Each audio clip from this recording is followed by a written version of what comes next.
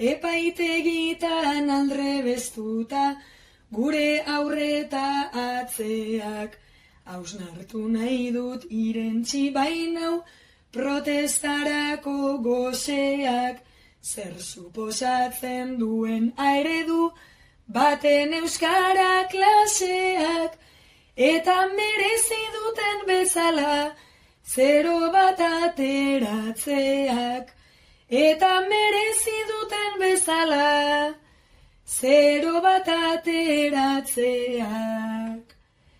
Ez dira kapaz euskara hutsean, esaldi bat osatzeko, ez dago euskaraz dakien norbait, behintzat bakar bat klaseko, euskal kultura sentitzen dute, inexistente antzeko, ta ez dira gai erreferente, kultural bat aipatzeko, eta ala ere ausardia dute, nota erreklamatzeko.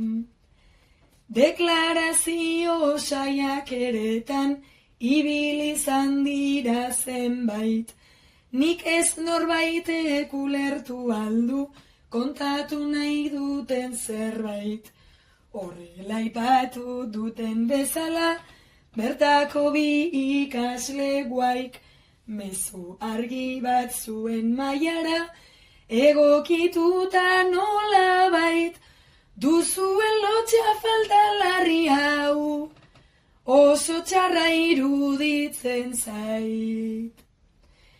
Beraien kezkak zein diren berriz aipatu nahiko nituzke, notak sortu du haien karreran, ta nahikoa desajuste, unipribatu batera joan, behar dira ze paparpuze, baina ze jende den ikusita, nire dudan nire uste, EHUren siglen itzoiek, ulertu aldituzten.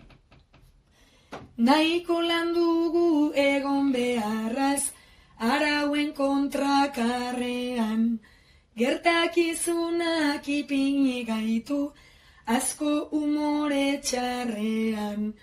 Gazte euskaldunok argi daukagu, naiz ibili marmarrean, parkatu baina kampusetan ez, gaude zuen beharrean, karrera euskaraz da publikoa, den espazio bakarrean.